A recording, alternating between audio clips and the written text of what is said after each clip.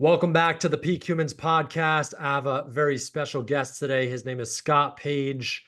Scott is an American musician, technologist, and entrepreneur known for his saxophone and rhythm guitar work with Pink Floyd, Supertramp, and Toto. Scott, welcome to the show. Welcome. Thank you. Yes. Thank you very much, man. Great to have you on. I'm excited for this conversation. Thanks. Yeah, it was fun. We met the other day at that event and started talking, and we started chatting about my favorite subject, Web3 and NFTs and all that. And now we're on a podcast. Yep. I appreciate how generous you are with your time and how welcome you are with all the information you have to share, which I'm excited about sharing with everybody on the show today. Great. Thank you. Yeah. Before we jump into it, tell us about what's that cool purple is that statue behind you? That's called the Angel of Now. Ooh. So consciousness is my favorite subject, right? That's the thing. That's all to be truthful. It's all I really care about, to be honest. It's all that matters. You blink, you're 50, you blink, you're on your deathbed. So it's like, time is an illusion. So, this was an art piece. There was a thing called Community of Angels. They were all over Los Angeles. They had them everywhere. And so I sponsored this one. A girl by the name of Janice Grace painted. It's about 8 feet tall. So it's much taller than me. We painted it up at Universal City Walk, and we painted it there, and we had all this stuff with the kids making these angels, a little educational thing. But we did this, and what's interesting is I have these little hearts that actually fit on the back. I'm having celebrities and my favorite people basically paint them and fill them out. And so on the back of it, I have them attaching it about 60 different very unique people, and there are little arts and there's squiggles on the back of it. But it's like I said, it's all about presence. I try to explain to people the only thing that's real right now is you and me talking. And even 2 minutes ago when I was talking to you is an illusion. Yeah. 2 minutes from now is an illusion. So this is the Angel of Now, to just make us realize the only thing we can actually affect and where it all really happens is in the present moment, because it's the only thing I can affect or change. So that's the Angel of Now. And what's cool is I was picked as one of the 222 artists to put their works onto a special hard drive that went and landed on the moon on February 22nd. So that angel's on the moon, along with a bunch of 7,000 other digital twins that I put up there. So that's cool. These guys, right? Yeah, there you go. That's all part of it. And the angel's actually in that photo also. That's the what I call the golden mullet. Yeah, and it's part of my series, my NFT series of My Moon EXP, My Moon Experience. And that's actually a business model, that piece of art. It's an actual big giant painting, but it's made up of photos, all my Pink Floyd, Supertramp, Toto, my Quincy Jones, when I had a business with Quincy Jones, my meeting with Lady Diana and Charles, and like lots of Monty Python, Howie Mandel, all the CD-ROM and games I produced back in the day, all the character sets. So it's a crazy piece of art with a business model attached to it as an NFT. So this is an ordinal. So this is being inscribed on Bitcoin ordinal, and then it has a whole business model to it where we're actually embedding half of the funds of the money that comes in for this will be embedded into it as Bitcoin. So it'll have a Bitcoin model and it'll produce yield, and then it's attached to Bitcoin, and then it has all the derivative works that are part of that. So I've got like 10 artists right now that have created derivative works of all the paintings. I mean, all my photographs, created incredible stuff with it. And that was my hair back in the day. That was my mullet. The guy had this crazy mullet. It came about, which is funny, because I was talking to the guy about this idea. And he says, you know what? I went to start searching you last night. And all of a sudden, every time there's a mullet, your name comes up, right? So I had one of those historic mullets from back in the day. And that was a picture. So I figured it would only make sense to call it the golden mullet. And there's a whole business model, because that's the beautiful thing about NFTs. They allow you to build new business models on top of them, because you've got this thing called a smart contract, which handles all the rights, rules, roles, permissions, everything about whatever it's attached to. And then I can hand that to you, and then you can build on top of it. But I always can also maintain everything that's in the contract. So it's a fascinating piece, and I'm building that not only to sell, but I teach a thing called SPACE, which stands for Story, Plan, Army, Conversion, Education. I think we talked about that the other day. And so this is my piece. I'm showing how I'm building this piece, and hopefully it does what I'm hoping it's going to do. It's up for sale right now for $2 million. That's the starting price on that. I have actually 4 people I'm talking to right now about it, because it's going to kick off yield. It's going to kick off all these derivative works that are going to be for sale. So there's a whole business model, and that particular piece I'll be able to create basically stuff out of that for the next 5-10 years. I mean, there's so much inside that thing. So it's just part of my business strategy, because I have a thing called Space Camp, and we're doing this at conferences where we take businesses, break them down, and really try to get them to figure out how to make the transition from Web 2 to Web 3 and what's coming with AI and all of that. So there you go. That's the mullet. It's on the moon, and I'm getting ready to do a couple of big events here in Los Angeles, one in Vegas for Formula One with it, and then we'll be at Art Basel this year with the Bit Basel group at the Sagamore Hotel. We'll be there for the 8 days, and we've got a whole project around this, and a night we're doing on February 9th all about my Moon EXP, big night bands, live bands outside. It's going to be a crazy event. But yeah, I'm all about Web3, about empowering people through NFTs and tokens, because they truly represent freedom for the people. Allows for an opportunity for people to take back the power of the currency and the relationship, because that's where we're moving right now. Think about it. We're moving from the creator economy into the relationship economy. And that's where we're going right now. So this piece is really about teaching people how to build circular economies around NFTs and their business. And like I said, I think, first of all, I believe everything is going to get tokenized. I mean, especially when you look at what BlackRock's doing now. They just said they're going to put $1 trillion into tokenizing things. And you've got MasterCard coming out with their NFT programs. It makes sense, right? It's the next wave. And, the whole idea of this piece is to be an educational piece and teach kind of some of the new ideas of tokenomics and things that you can do with them. Educate business people. Yep, that's incredible. I want to talk to you way more about all this stuff, which is why Sure. I want to do on the show. And I want to talk to you about the Space Camp too, which is awesome. Before I do though, going back to this is the Peak Humans podcast, right? And a lot of what I like to talk about. Oh yeah, let's peak human it up. Yep. And to me, I love how you said it, right? To me, the ultimate peak performance is consciousness. And I love the angel of now. And not to get like too deep and like too esoteric with it or existential, but like, how do you, if somebody's like wanting to be more present in the now, and a lot of times people are so forward focused, which causes anxiety, or past focus, which causes usually, I forget the word, like depression or something like that.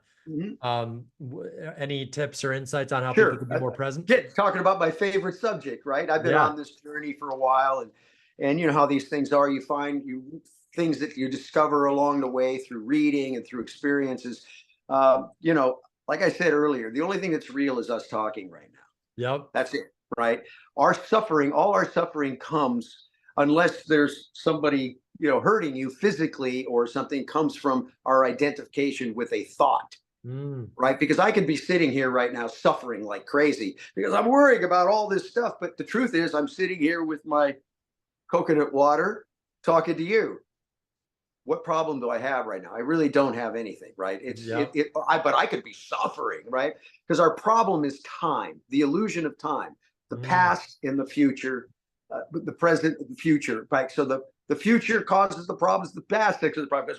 I can't let go of something that happened to me, 10 years ago. I mean, it's funny. I have friends that they won't even talk to each other again. They were like friends for 20 something years. And then something went wrong between them. And now they can't let it go because they got this thing in their head. When they can't, you go, wait a minute, we had 20 years, we were best friends, right? And what happened, right? And now it's that they're locked into that thought, right? So I started going down this path. Actually, it was right on my 50th birthday. Not 50th, I think 40th birthday. Yeah. I had run into a guy that's told me about this class, which was called Insight at the time. And it's one of those things, you go in the room with 100 people and you get tore down and they build you up. And it was this whole thing. Well, I went in, and so I decided to go do that on my birthday because I wasn't, things were okay, but I was suffering just mentally, couldn't practice, study. I just wasn't getting anywhere. You know, I had that internal voice kind of pulling me down all the time. So I wanted to get out of that. So I went and did that. It basically changed my life because it made me start taking an inward journey, which is really the only thing that matters. And once you do that, you know, life starts to really get good, because then you become more present, more aware, right? And we always talk about the concept of awareness. You'll hear all the teachings will say it's about being aware, but here's the puzzle. How do I know I'm aware that I'm aware? One more time. How do I know I'm aware that I'm aware? Yeah. Because what'll happen is your mind will completely fool you, right? Your ego can make you believe anything. And an example is I spent 2 years reading the book, The Power of Now. I read the same book over 60 times. I just read it over and over and over. I just got dedicated reading because I started to realize that every time I read it, it was different. It wasn't never the same book. And it was every time it changed. Wow. Right. And I listened to it in my car for 2 years. I spent 2 years in my car listening to Eckhart reading it to me. Was that the only book you were reading and listening to? That's it.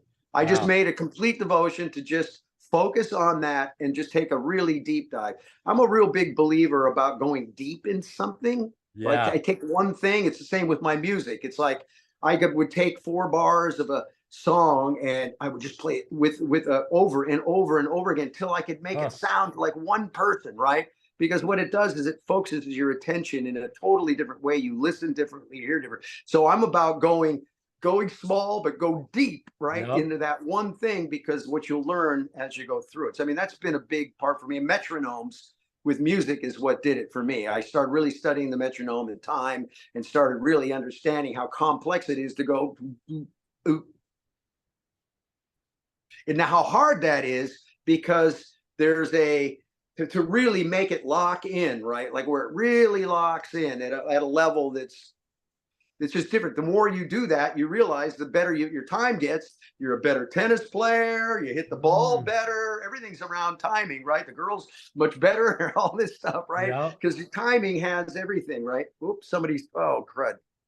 Somebody tried to call me there. Sorry, I'm on my phone because my laptop isn't working. So, yeah. So the idea of kind of going deep into a subject. So I took the subject. So the story, here's what the story was. So after 2 years of reading that book and listening to my car, everything, man, I was feeling pretty spiritually aware. I was a spiritual guru by that time, as far as I was concerned. Life was good. I was feeling good. Things were happening.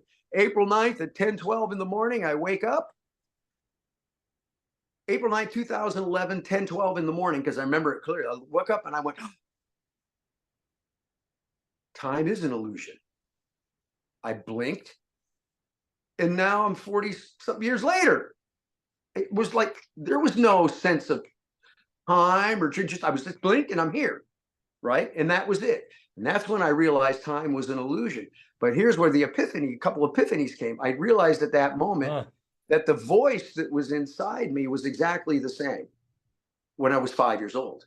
Never changed, didn't age, never talked to me different, anything different. It was just, that thing was just there the whole time. And that was the moment I realized you don't die, because that's who you are. You're not the meat suit, was that. And at that moment, I freaked out, man. I cried like a baby. It was the strangest thing. I had this thing. Here's the crazy part is I went in and read the book again, and I had missed it. I was 180 degrees from what I thought. I mean, it completely flipped around. All the words changed. The whole thing had a completely different meaning, which was fantastic. I mean, it was crazy. And I thought, now I know what they mean by spiritual ego is one of the most dangerous things there are. Because remember, your ego will come over the top and say, my ego's driving this. I'm a spiritual guru right now because I read the books and I'm doing the things and I'm feeling good and all that stuff. So the point is your ego and your mind can fool you like crazy. Now, here's the deal. And here's my trick. I'm going to give a few tricks out to the audience, right? We love tricks.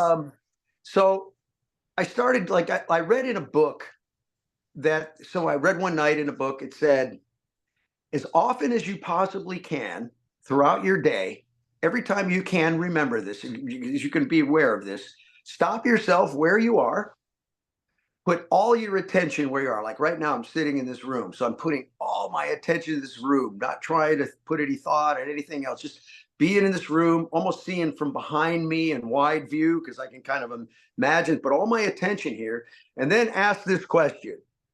What are you feeling right now? Are you feeling any anxiety, tension, or fear?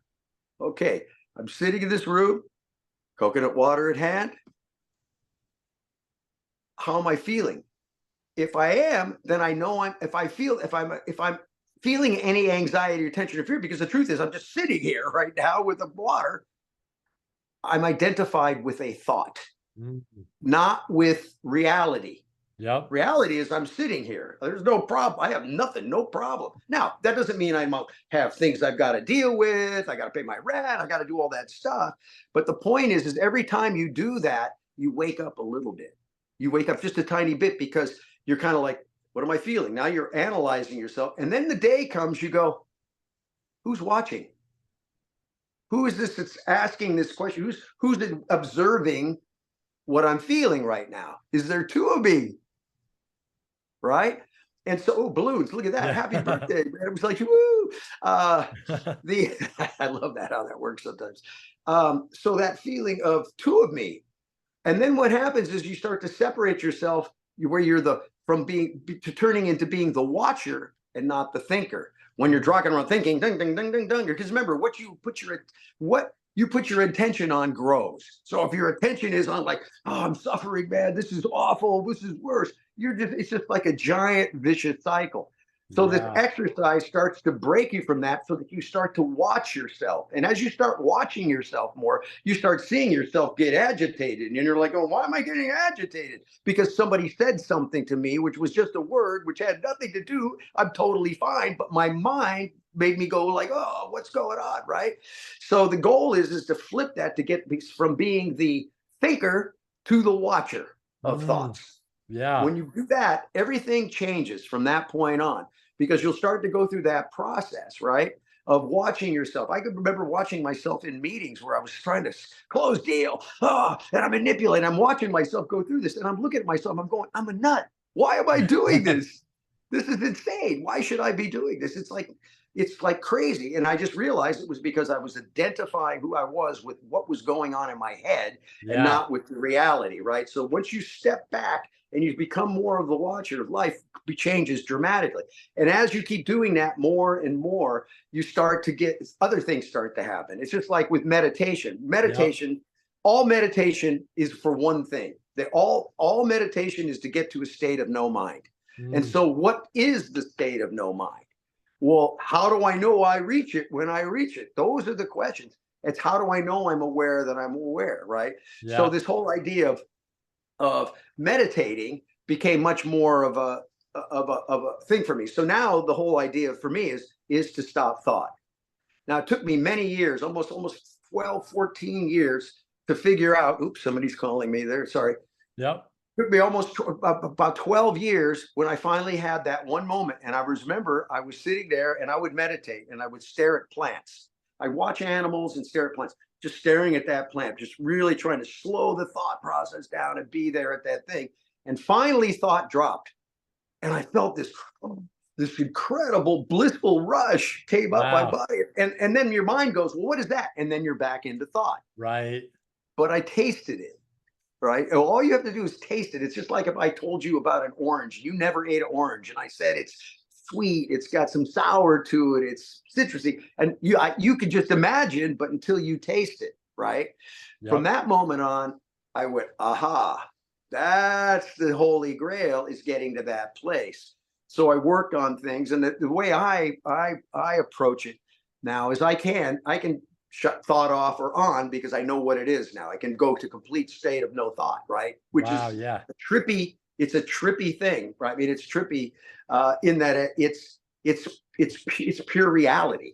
It's like you're just in total reality. You're not the mind and all the struggles that are going on in your head that causes all these problems. I'll never make it. Oh, I can't do this. Oh, my goal is out here. I'm going towards the goal. Oh, no, it's not happening anymore. Oh, despair, despair. I'll never be any good. All that stuff that we create when you become to this state, you just don't, none of that is, it's just noise to you. You're just like, okay, now I don't need that one anymore, because the goal of everything is to surrender to what is. You cannot change something that's happened, right? You cannot change it.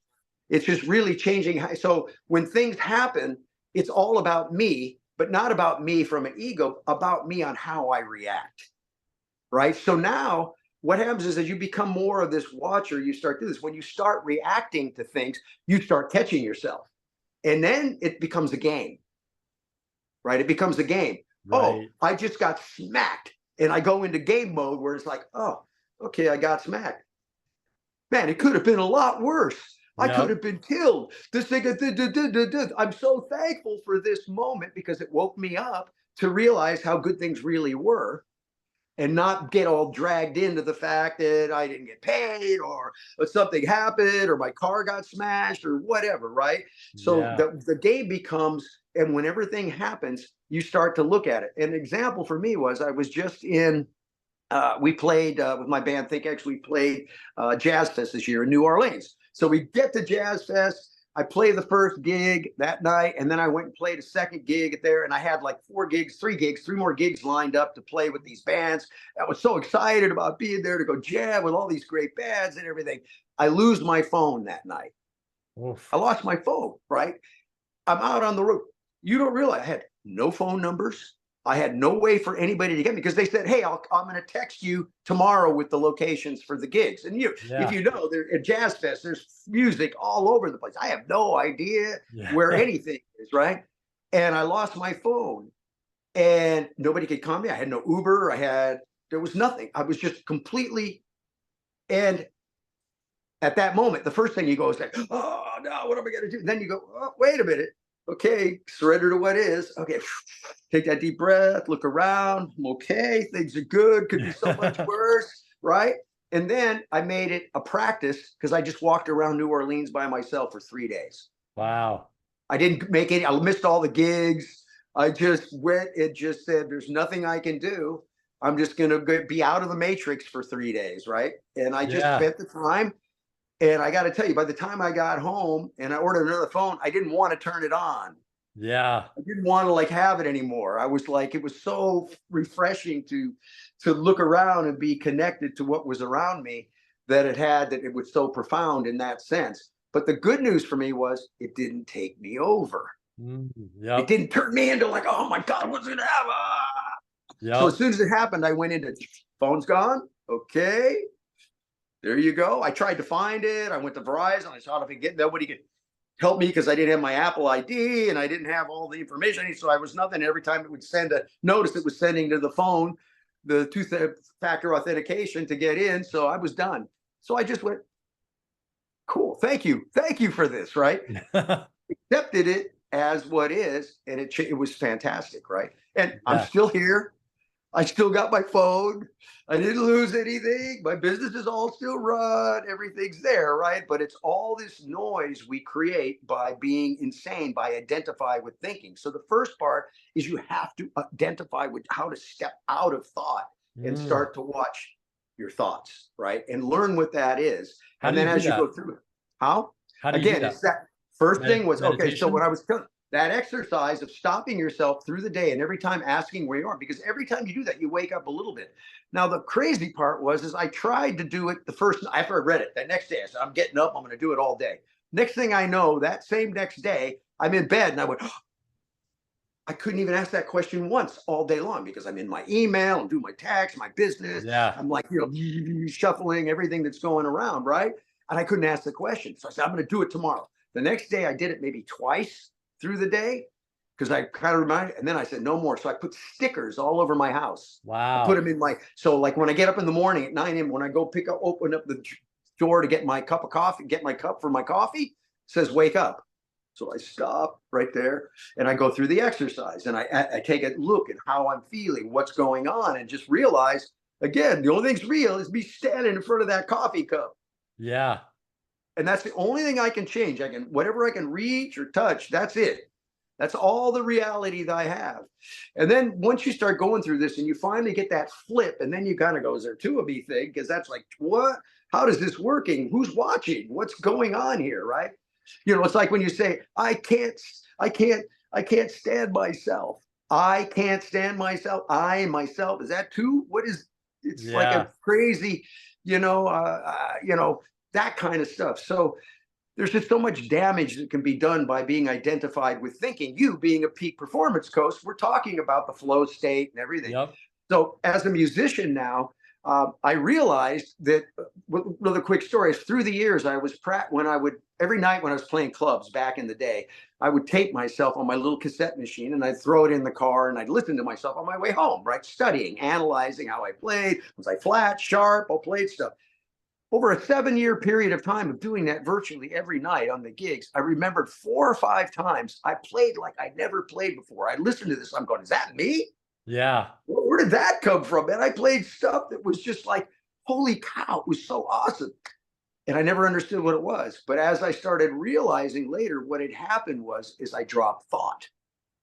And I just flowed with what was happening, and it happens on its own. So people ask me about playing. I said, I play because it gets me closer to God, right? Yeah. God, whatever you want, the source, Yep. whatever you want to call it. You remember, because the biggest obstacle to God is the word God, because it creates duality. Yep. Me and God, right?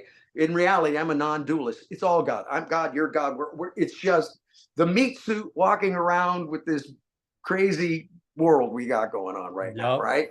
I agree. And so for me, that's the biggest thing that I've ever done, and it changed my entire life in so many ways, because now when I go into business meetings, I never go in with an expectation. Yeah. I don't really care.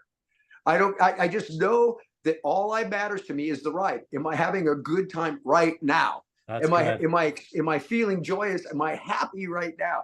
Is this okay? Right. And if it's not, I'm not happy. I can watch myself be unhappy and go, okay, I get it. There's okay. Yeah. It's not a bad thing. You're going to go through emotions. I'm not saying you become emotionless. It's just, you don't let it take you over and let you suffer for days and days. And as you're on this journey, you can tell where you are. Here's how you analyze. Okay, everything's good. You're real up. Oh, everything's good. Then all of a sudden something happens. My car got smashed. I go down into the gutter right now. How long am I down before I come up again? Oh, 3 or 4 days, and finally I'm letting it go. Oh, okay, I'm feeling better again. So your life goes like this, up, down, up, down. And then as you become more aware, it goes like this, and then it'll go like this. And then it starts to get to this point. And then what you're hoping for is it flatlines. Wow, yeah. Right? Because you don't want it to take you over, because you cannot stop what is. Whatever happened. So it's all about accepting it in a way that doesn't make you go crazy, and that becomes the game. So then as you start doing this more and more, you start actually are excited about something kind of going wrong, so that you can show that you got your shit together, right? It's weird. It's the strangest thing.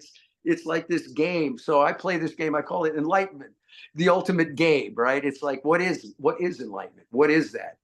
And it really is that state of no mind and that acceptance of what is, and that place where the world can be crumbling around you and stuff, but you're peaceful with it, because at the end of the day, you're just a meat suit. It's not who you are anyway. It's okay. I'm gonna go. I'm gonna deal with it, right? And you start to find that other things which are fascinating is through. I took care of my parents for about 5 years before they passed. My mom, we took a kind of a spiritual path. This was our thing. We got together when I'd go to her over there and we read the books. We talk about this stuff. It was this whole thing, and I actually held her on her last breath.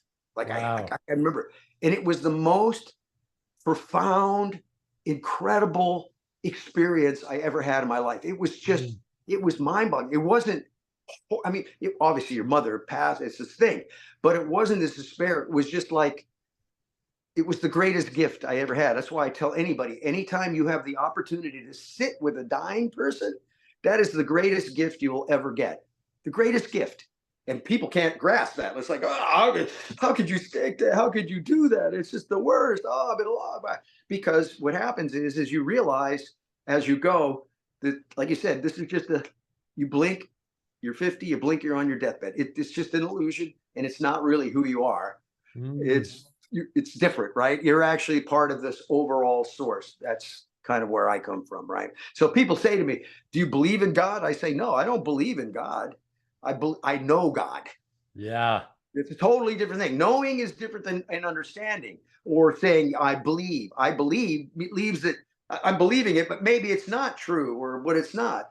It's you. Once you taste it, there's nobody could change, and there's nothing could change for me.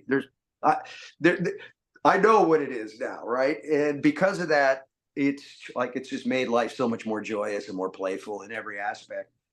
It's crazy. It's my thing. So, but talk about peak performance. I believe that's it. That state of getting to the place where you drop to no mind and you become part of the source, and you flow, right? They call it the flow state. And that's why when people jump out of airplanes and stuff, what happens is it forces you into a state of presence, right? And that's the high. You're focused on this. You're not, look at the first time you're jumping out of an airplane, I guarantee you're not thinking about your email. Yep. Right. It's like a whole other thing. And that's why these adrenaline junkies is what it is they're getting forced into this state. Yeah. Right? It's forced into a state. It's hard to explain. Is there a way any ways you like to get into flow state? Is it through your music? Is it through activities? Well, so here's what I did. So through my meditation, what I realized, here's how I go in, how I put myself in this space, and how I can flip it on or off at any time. Like, okay, an example is I get up in the morning, I do my Wim Hof breathing. Oh, crud. Yep. Send a voicemail. Oh, sorry. I do my Wim Hof breathing, right? And then I do my meditation. So I used to stare at a plant, but what I realized is I put all my attention on the space and the silence that surrounds everything. The wind can be blowing, the trees are going like this, but if you put your attention on the stillness and the silence that surrounds everything, it starts to pull you in. So I go into this sort of wide mode, and everything do it. And how I know is you can feel the shift. You feel a sense of peace. For me, it comes up through here. As my mind drops out, I feel the sense of because there's no thought to cause me to suffer.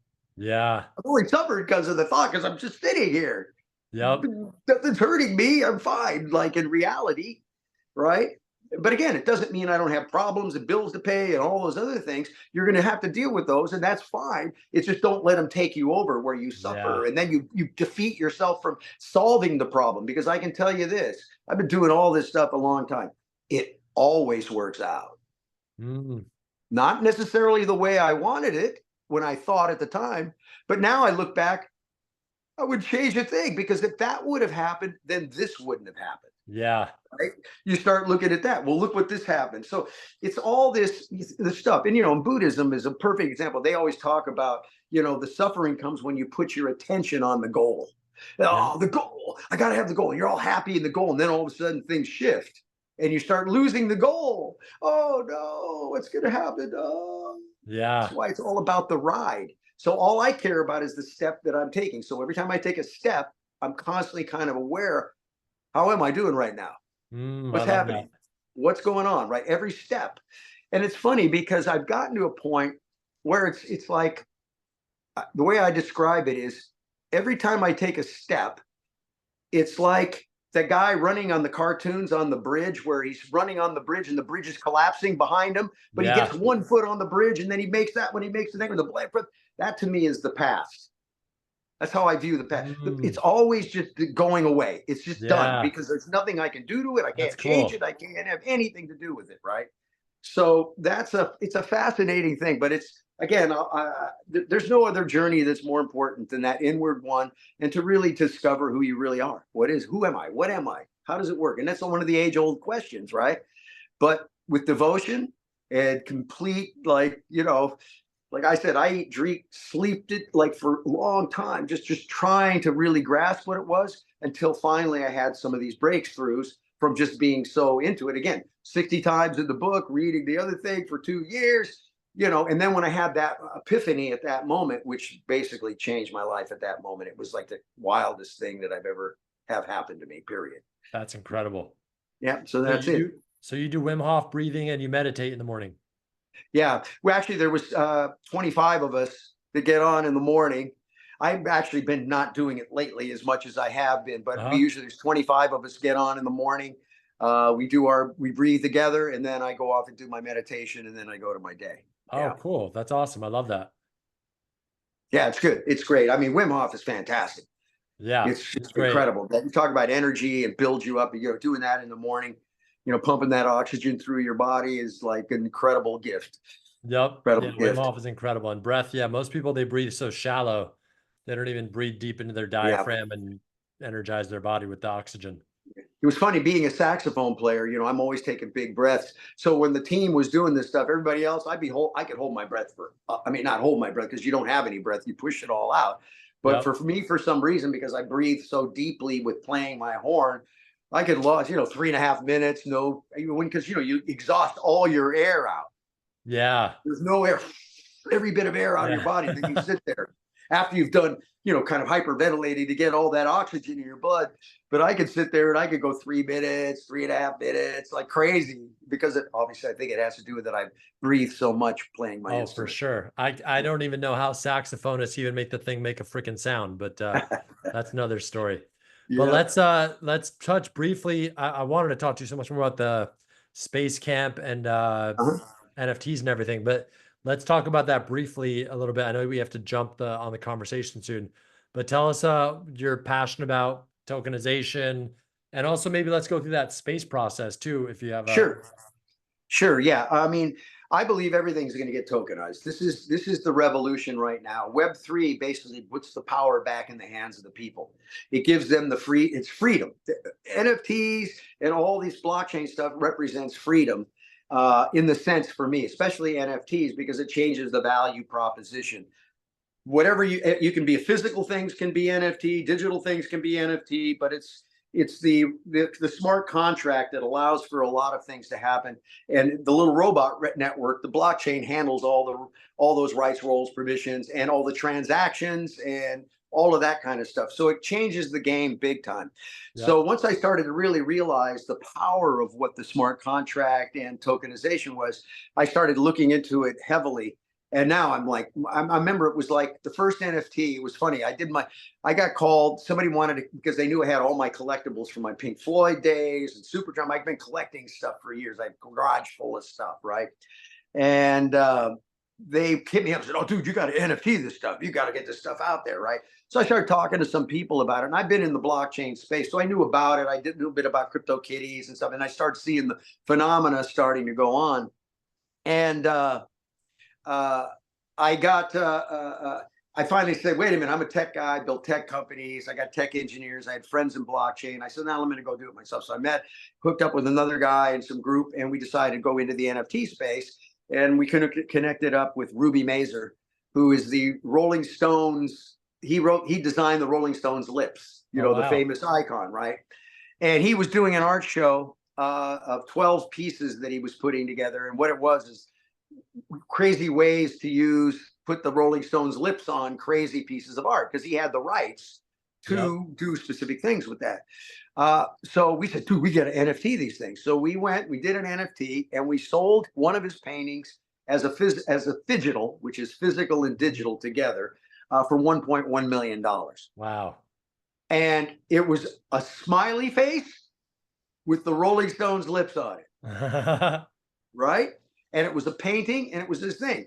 And it sold for $1.1 million. And I was like, there's something going on here with these NFTs, right? And I was still, I got it, but I didn't I kind of got it. And then I can remember the night after about 4 days kind of really studying this, I sat up in my bed and I went, holy crap, this is the biggest thing to come along for businesses, for the people ever, because it allows you to now create scarcity, and you can basically tokenize anything that you can buy and sell these tokens. I could put a QR code on the side of a building, and I could want to sell a fraction of that building. I hit the QR code with my phone, says buy the NFT, that'll give you a percentage of that thing. Okay, $500. hit the button, boom, now I'm an owner of that, right? Yep. And I can have something where I can pass the rights over. So like with my golden mullet, my space piece that I'm building, is like I have all these other artists building on top of my content. And then I've got now 10 different artists. I'm splitting the revenue with 10 different guys that are taking all the same photographs and creating different pieces of work. And now the smart contract just pays them and puts it in their wallet, right? Yep. When it's sold, boom, everybody gets paid. It's a beautiful thing. But I was able to hand it over to somebody because I was able to put the rights in that art piece along with the smart contract. It puts the money in my wallet with my percentage of the splits. Same with their wallet, right? So this whole idea of Web3 and tokenization is going to revolutionize everything. You now got MasterCard diving in big time. You got BlackRock is just put a promoter. They're going to spend $1 trillion. They believe everything will get tokenized because it changes the value and ownership, because now I can own that and I can build on it. And then I have a secondary market that I can go sell it too. So even like an example, we talked about subscription. Yep. Well, if I own the NFT to the subscription to your seminars, and in that subscription, it has like, oh, you get backstage things, you get early, you get one-on-ones with you, and blah, blah, blah, blah, blah. Whatever the utility is built into that, that allows me to, then I can go sell that, because you're going to say, I'm only taking 200 people. Yep. There's only 200 spots. So if I own one of the spots and now your thing starts to blow up, the value of that NFT goes up.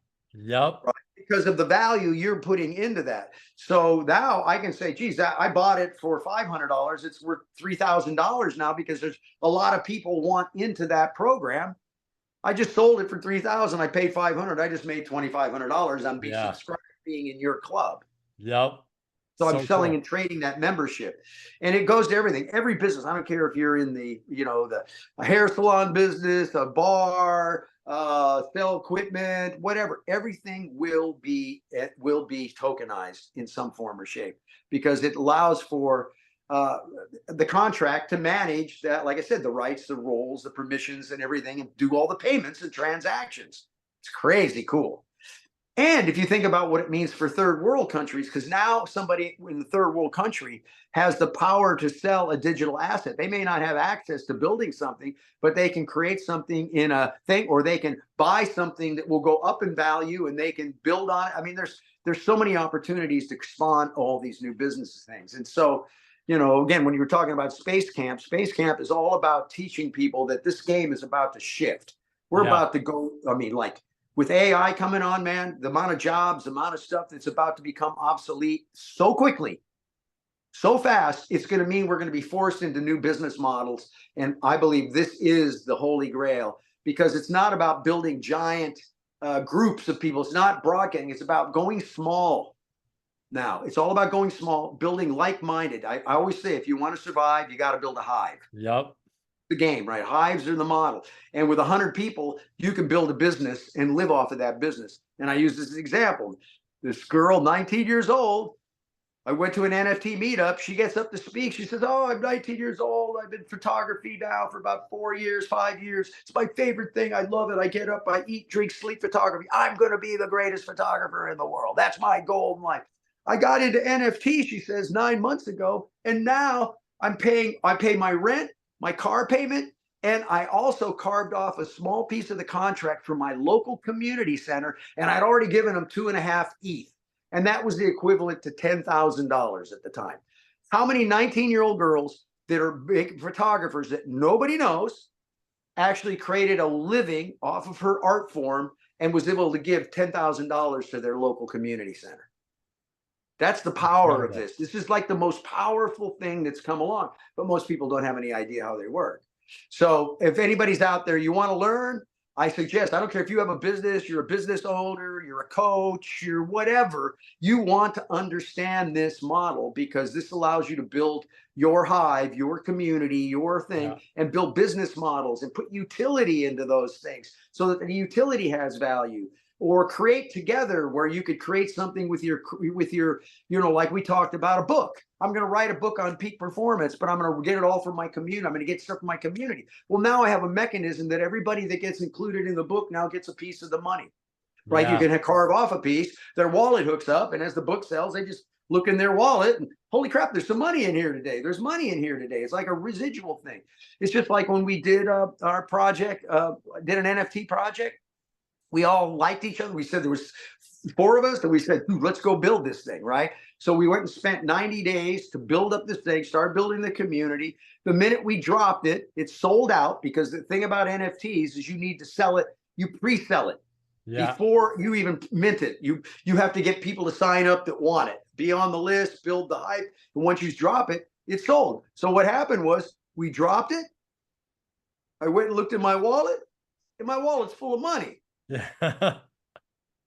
No LLC, no business, nobody else. I mean, it changes the whole business game. The power of a token to build businesses and empower people's lives is insane. It's the most powerful thing. So that's my whole thing. That's why Space Camp, which is story, plan, army, conversion, education. Story is the #1 thing. Everything is around the story. That's the value. Now, for multiple reasons, it's like, I always tell this, these are my 2 rules of thumb.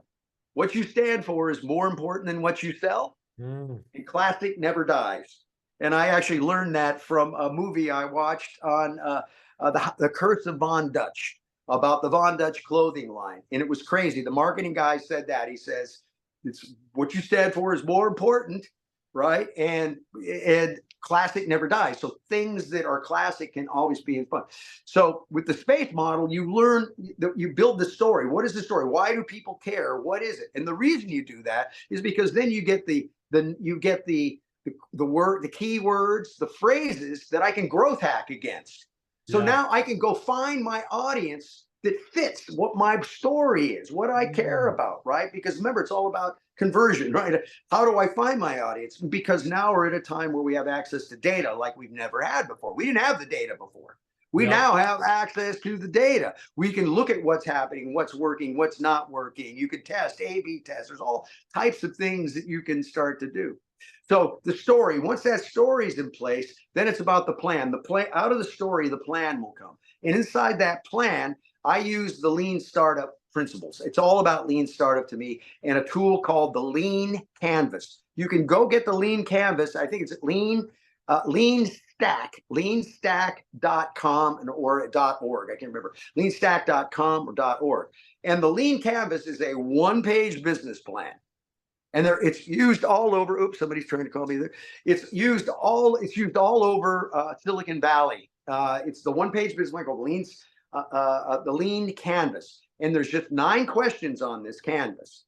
And you have, oh, well, is that you put that up? Oh, I see, for coaches. Yeah, putting up that the story. So I got confused. What is this? Okay, coaching. Oh, this is you. I don't know why it's for coaches. This is leanstack.com. Maybe this isn't the right website then. Oh, yeah. Oh, yeah. It looks different. Yeah, Lean Stack, Frankfurt Early Coach. Oh, this one's used. Yeah, Lean Stack. This is it.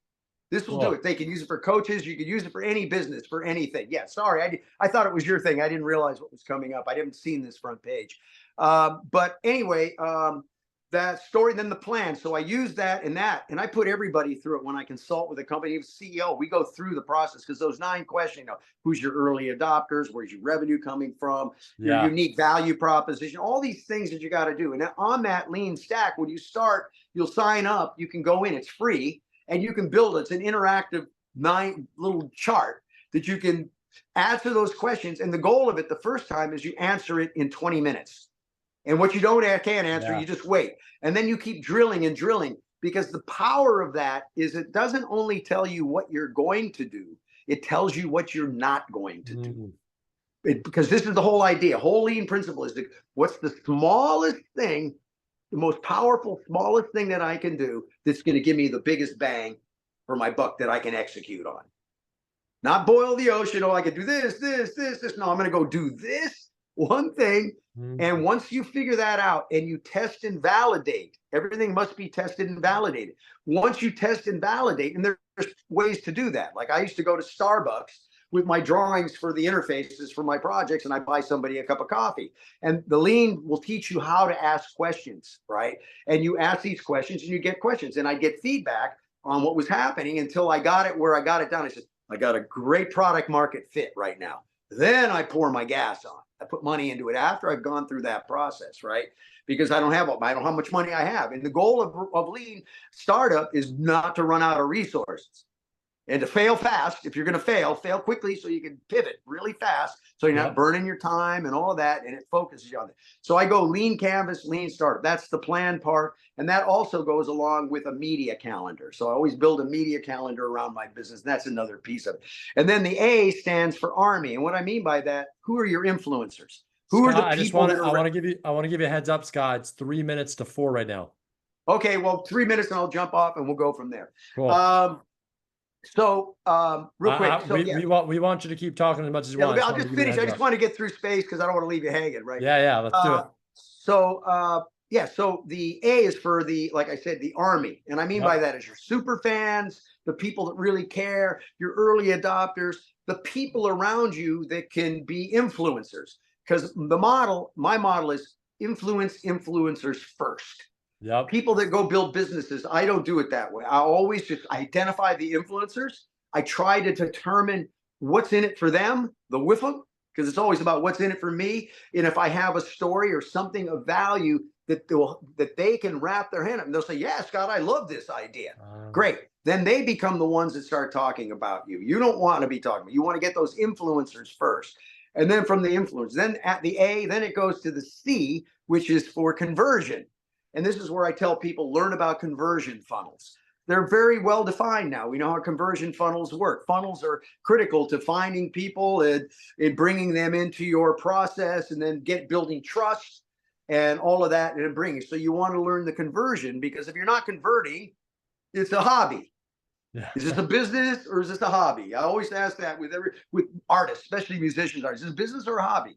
If it's a business, they're not really your fans anymore. They're your customers. Yeah. And the whole idea is you got to generate revenue to be that. So you have to think differently about what you're doing. So anyway, teach them conversion funnels. And then the E is education. And I put / execution. Education means you've got to, everything that I mentioned in that stack, you got to go learn. And you can do it on Google. I mean, you can go into YouTube is a great teacher. You have all the education. You can look up all this stuff that you need to do. And then execution is the whole game. If you can't execute, it doesn't matter. Ideas are a dime a dozen. And you can have the best idea in the world, but if you can't execute, forget it, right? You know, it's so funny. I always see people I see these things about Elon Musk. Oh, he didn't invent the Tesla. He didn't. No, but he executed the model, right? Yep. That's a whole different game. He was smart enough to see the thing, put the pieces together, get it funded, get it done, get it out there, and actually make it happen. Yeah. That's a tough thing, right? There's a site called founders.org, and founders.org is a site that teaches you. When I work with startups and companies, we go there because sometimes a new startup they haven't really set up their structure yet. One of the things they find out, the guy says, well, what's your percentage of the company? Well, I had the idea. And what's so funny is when you go on Founders.org, there's a whole thing. It'll say, what did you do? What was my idea? And one of the things, I put in money and all this stuff. And it lays out, it says a pie chart. Here's how the thing should be structured. Oh, wow. They panic. They panic when they see that the idea was only 5%. Ideas are a dime a dozen. It's all about execution. So anyway, that's the space plan. There you go. That's incredible. Where can people go to find about Space Camp, and where can people go to find out about your NFT project? Just follow me at IAM Scott Page. I'm everywhere. You can go to mymoonexp.com, mymoonexp.com, and you can read about the golden mullet. It'll tell you all about the process, the plan, kind of what it is and what it's trying to achieve. And then everything is IAM Scott Page, socials, Instagram, Facebook, those things like that. And that's follow me, and then I'll post about things as they start coming out. That's amazing, Scott. It shows a lot about you. It's like you're a Renaissance man. You're an amazing musician. We didn't even talk about your music once. I love business. I love the music. I love it all. Yeah, I play a lot still, so I'm enjoying that. So I get to play. I get to do this music thing. It's actually, and what's interesting is I tied it all together. So now at the conferences, I've worked it out that I play at all the conferences. I speak on this stuff. I tell these stories. That's this cool. stuff.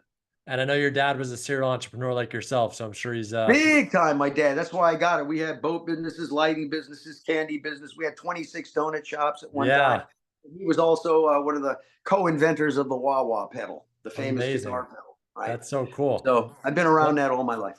What's your final message? Thank you so much for your time. And what's your final message for everybody on the show? Take an inward journey, because then your business will go good, your family life will go good, everything will go good. Just start taking that inward, especially if you're suffering. Like if you're Mm, suffering, that's one thing. Inside suffering is the opportunity. When yeah, that's why you hear about guys like in prisons and stuff where they hit the very bottom and then they've all of a sudden they've changed their entire thing, is because they got to the point where they say no more. I'm not going to suffer anymore, right? And you surrender, and then you start to build back. So that's the most important thing. If you're in business for peak performance, I guarantee you there's nothing more important than this. This will make you Superman in the business, because you won't take the business with the same. Like, I'm serious. It's a hard talk about my business, but I don't take it in a way that if it doesn't go a specific way, because it's yeah. all about the ride.